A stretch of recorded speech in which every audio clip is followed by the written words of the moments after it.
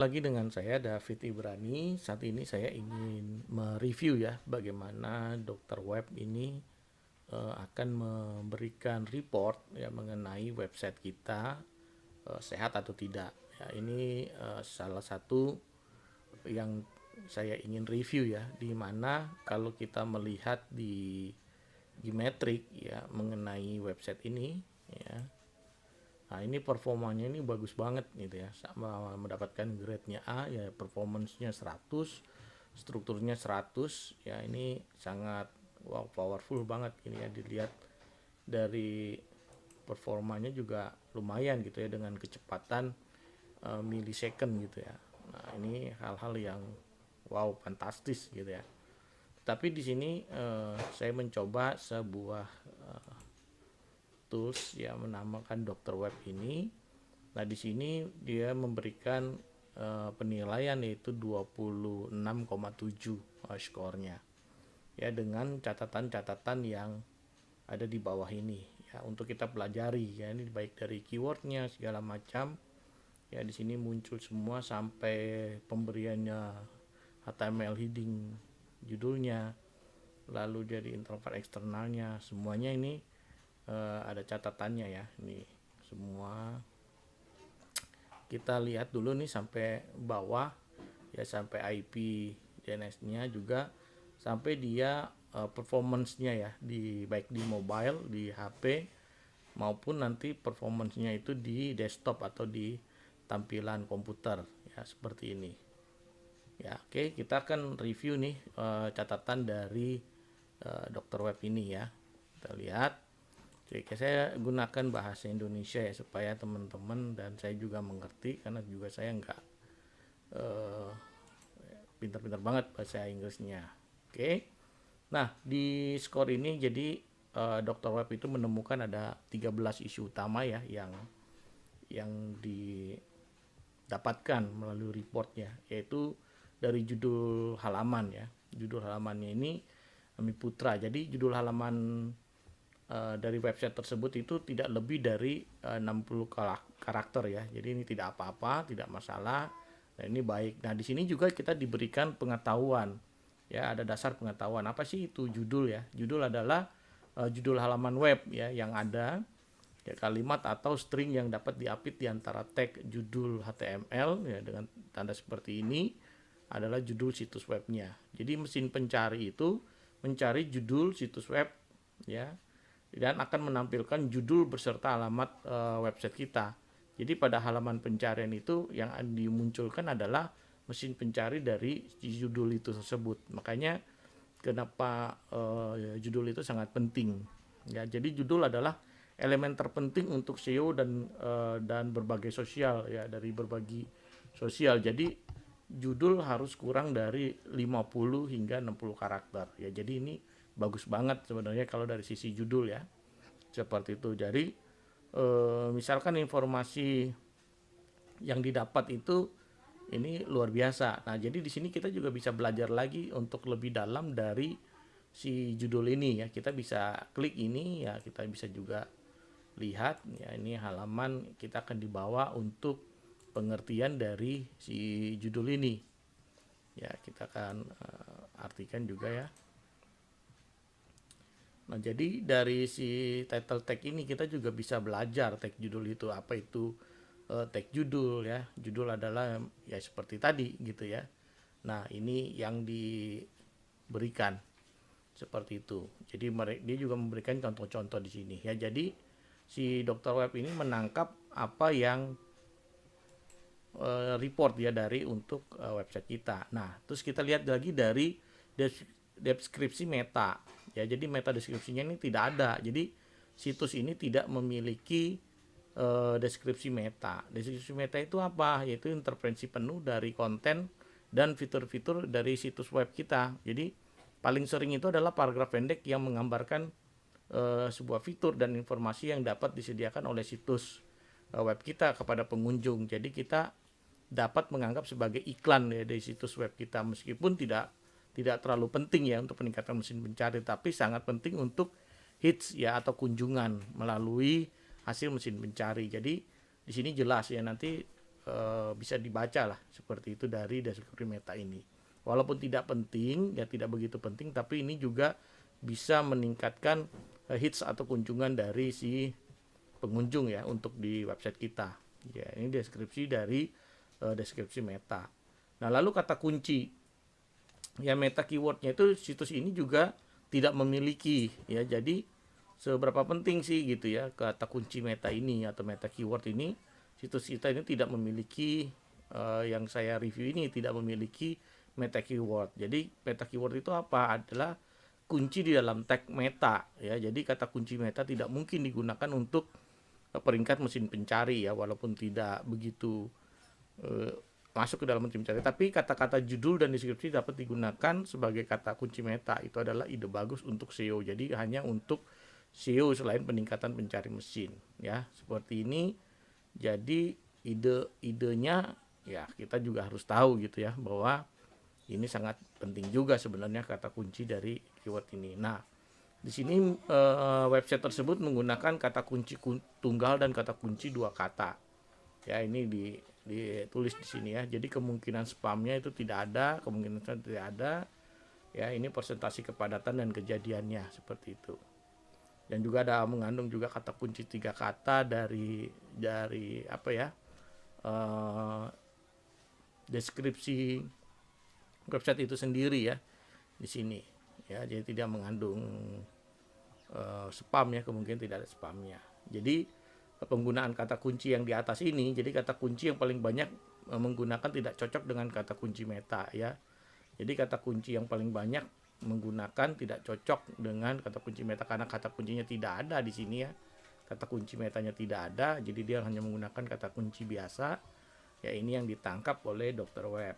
Jadi dasar pengetahuan kita itu penggunaan kata kunci itu di dalam website kita, di dalam tag meta dan situs web kita, gunakan kata kunci menggambarkan situs kita ya dengan benar dan hasil mesin pencarian tepat pada situs web kita ya. Makanya di sini tidak ada spam, itu tidak dianggap spam, berarti dia tidak mengekor dan juga sesuai dengan websitenya. Makanya di performance-nya ini, di geometric grade-nya itu bagus gitu ya.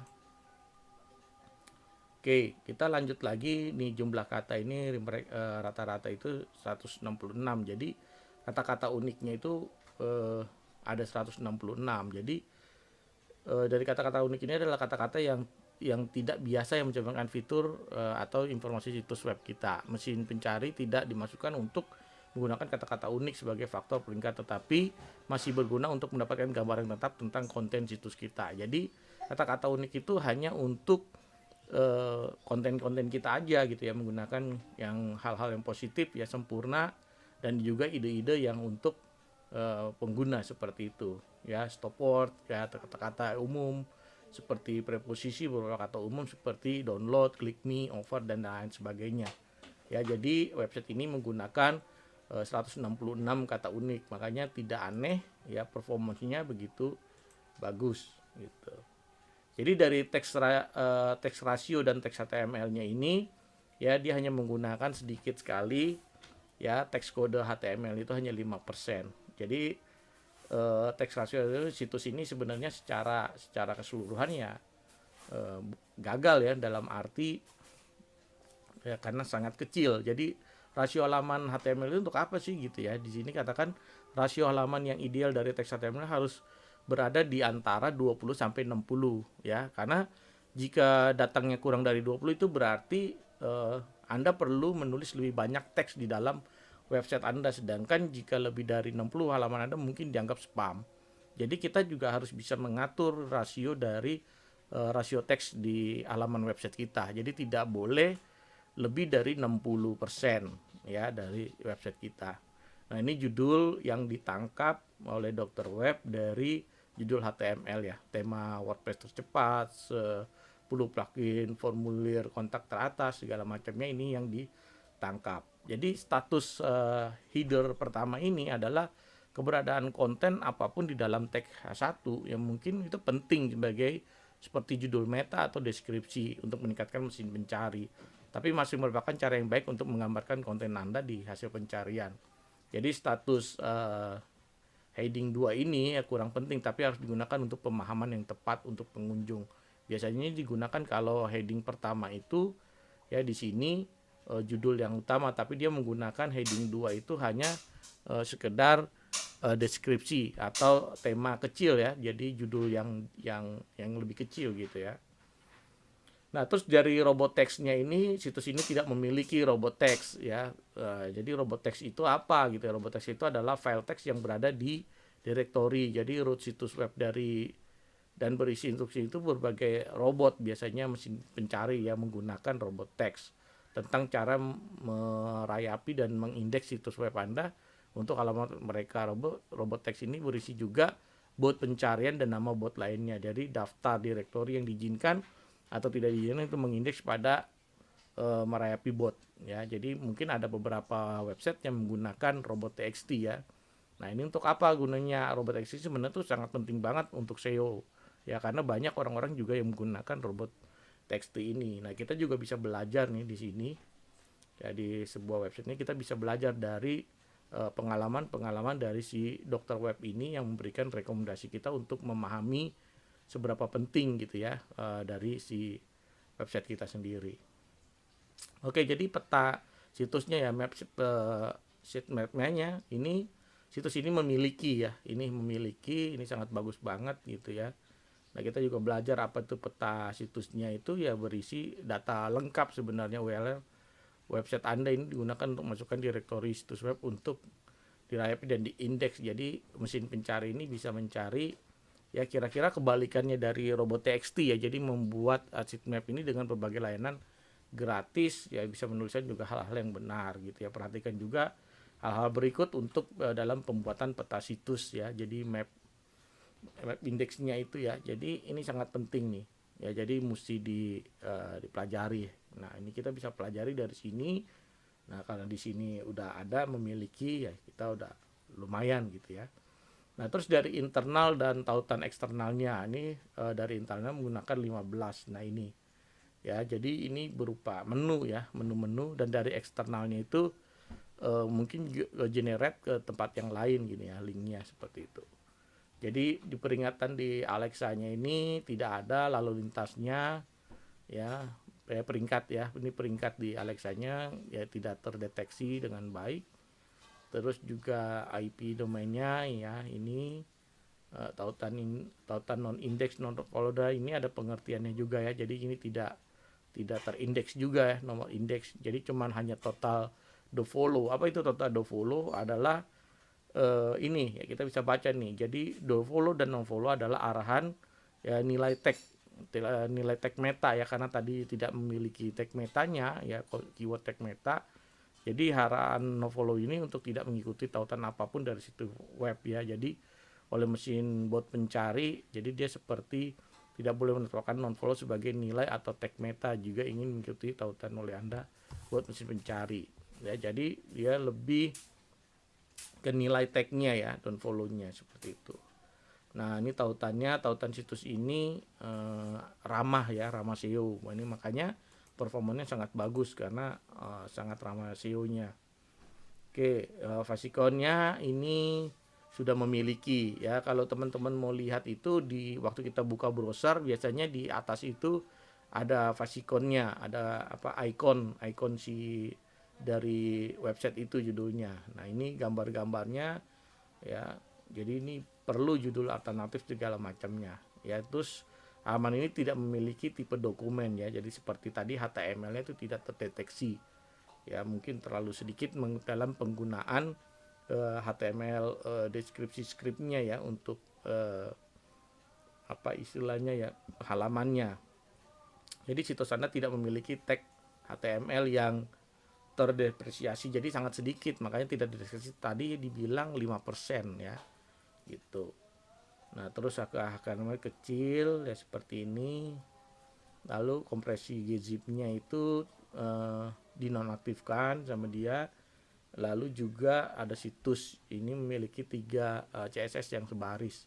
Ya, kenapa sih harus memiliki CSS yang sebaris? Ya ini, atau dikatakan juga dengan inline CSS, adalah kode CSS yang berada di halaman HTML ya, di bawah tag, bukan di file CSS eksternalnya, tapi meningkatkan waktu pemuatan halaman. Makanya Kenapa ini bagus? Karena ada CSS yang sebaris. Jadi Anda mesin pencari. Jadi coba untuk menggunakan CSS yang sebaris. Nah, ini seperti ini ya ditemukan sehingga makanya bagus performance-nya gitu ya, dan juga mendapatkan grade-nya yang bagus. Ya karena dia banyak menggunakan di sini hampir 3 CSS yang sebaris tadi. Ya ini untuk skema lulus uji skemanya nih ya ada 10 hasil yang ditemukan. Ya dari daftar skema data mikro ini. Nah, apa seperti itu? Jadi itu juga ada pembahasannya. Jadi data mikro itu adalah informasi yang mendasari string atau paragraf pertimbangan string seperti avatar atau apa istilahnya ya, identitas profil ya, itu bisa merujuk juga gambar profil ya di forum, blog atau situs jaring sosial untuk menunjukkan seperti 3D gambar film. Nah, microdot digunakan juga untuk referensi atau informasi yang dasari tentang string HTML. Microdata memberikan peluang kepada mesin cari dan aplikasi lain untuk pemahaman yang lebih baik tentang konten yang lebih baik lagi dan sinkron dalam pencarian. Nah, ini kita bisa pelajari lagi ya, atau itu data mikro ini yang ditangkap ya, dan bagus banget gitu ya. IP address-nya juga tertangkap.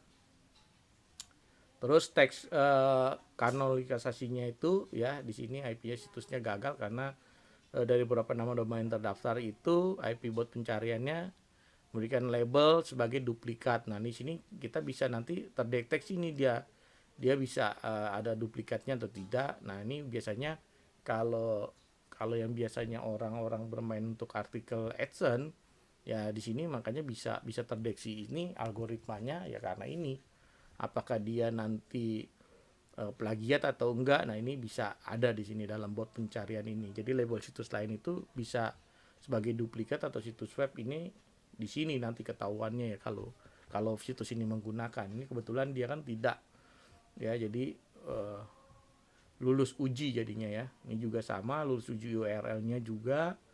Terus teks emailnya biasa ya. Situs ini lulus teks email teks biasa. Nah, ini tanggapan church-nya ya, ini bisa di ini seperti itu. Dan ini adalah wawasan page speed ya, kecepatan dari website tersebut menggunakan handphone ya. Ini dia kecepatannya 2,2 detik ya, ini kecil, CPU-nya segala macam. Nah, ini ada keterangannya ini ya, jadi gambar yang dioptimalkan berapa. Nah, ini kita bisa pelajari untuk supaya bagus gitu ya di page score-nya gitu. Nah, ini juga untuk yang di desktopnya ya, dibuka 0,6 detik gitu ya, sangat cepat ini. Nah, seperti ini aja nih teman-teman ya. Jadi gambarannya seperti ini. Nah, enaknya di sini ya, kita bisa ada yang namanya kalau kita membuat website di manapun gitu ya. Terus kita juga menggunakan website ini, ada pesaing kita bisa membandingkannya gitu ya. Kita bisa membandingkan. Nah, ini nanti jadi ada 2 nih pembandingnya. Kita tinggal cari nih, misalnya website kita bermain di jasa gitu ya. Misalkan saya ambil salah satu websitenya juga nih ya. Nah, ini websitenya kita ambil juga nih, misalkan ini ya, misalkan ini website pembandingnya, sama-sama kita mau bandingkan dengan si website tadi. Oke, kita cek. Nah, kita lihat website pembandingnya. Jadi nanti di website kita ada situs pesaing kita nih, kompetitor kita. Nah, kita bisa sandingkan ya dengan si website kompetitor kita. Nah, ini enaknya di Dokter Web seperti ini, bisa ada pembandingnya. Jadi teman-teman bisa cek juga ya kesehatan dari si kompetitor kita, apakah kita lebih unggul atau tidak, seperti itu. Jadi kita bisa melihatnya gitu ya. Jadi teman-teman kita bisa menggunakannya dan melihat data dari si website kompetitor kita. Nah, kita akan lihat dia sedang berjalan ya, baru 34%. Oke, kita tunggu ya teman-teman. Nah, jadi ini Dr. Web ini memang saya pakai untuk saya sendiri ya gitu ya, untuk ngelihat report ya kompetitor yang ada aja sih sebenarnya. Terus juga melihat website-website yang dilihat unggulannya apa sih, dia mengandung apa ya, keyword apa, dia menggunakan apa, seperti itu ya. Sampai si website ini kok laku banget gitu, seperti itulah untuk menganalisanya ya, sebagai bahan pertimbangan saya sih seperti itu. Oke. Kita tunggu.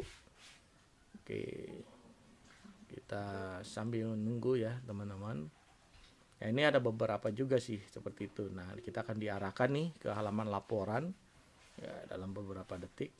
Oke.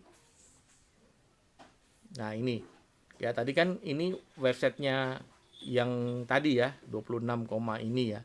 Nah, misalkan ini tadi kompetitornya nih. Nah, ini kompetitornya.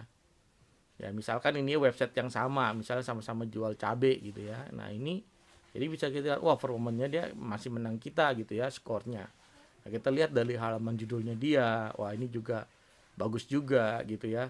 Terus juga dari deskripsinya, wah dia menggunakan meta deskripsi nih gitu kan. Nah, ini meta deskripsinya dia menggunakan. Nah, ini bagus gitu ya. Nah, dia tidak menggunakan kata kunci ini juga. Nah, dia menggunakan kata kunci tunggal juga, berapa persen, dua kata kunci. Terus juga dia ini ya jumlah kata uniknya dia lebih banyak dari kita. Nah, kita juga bisa mencontoh di sini. Nah, dia juga menggunakan heading satu, judul yang memang ini ya, judul HTML yang menggunakan HTML ini kayaknya sepertinya. Nah, situnya juga dia menggunakan sitemap indeksnya. Nah, juga dia ada eksternal ininya ya, lebih sedikit ya menggunakannya karena dia hanya berlari di dalam si website ini, dia tidak keluar seperti itu. Nah, ini ada peringkat Alexa-nya nih ya, walaupun besar ya tetap yang terpenting terindeks gitu. Ya, dia terindeks mencapai peringkat. Nah, ini juga ada. Oke, kita lihat juga. Oke, ini kita lihat nih. Resikonnya juga memiliki, gambar ujinya juga lihat ada. Nah, ini tag-nya, HTML-nya, oke, CSS-nya. Nah, kita bisa lihat di sini ya, sampai kita bisa membandingkannya nih di antara, misalkan ini kompetitor chart-nya juga kita bisa gunakan nah, dari verifikasi segala macam. Nah, misalkan ini kompetitor kita, wah dia speed di mobile selulernya lebih tinggi dari kita. Nah, karena apa, tadi menggunakan kata unik yang banyak segala macam. Dari situ kita bisa lihat gitu ya. Nah, terus juga dari sisi HTML-nya juga dia menggunakan heading ya, itu juga berpengaruh gitu ya di dalam mesin pencarian. Terus bagaimana kalau kita lihat di desktopnya, udah lebih unggul gitu ya. Nah, dari segi itu kita bisa lihat nih. Jadi, nah di sini juga ada deskripsi segala macam. Jadi itu sih teman-teman ya untuk reviewnya. Oke, terima kasih buat yang sudah mempercayakan saya untuk mereview websitenya. Oke, sekali lagi inilah gambaran dari Dr. Web. Oke, terima kasih. Sampai ketemu lagi di video-video saya selanjutnya. Terima kasih dan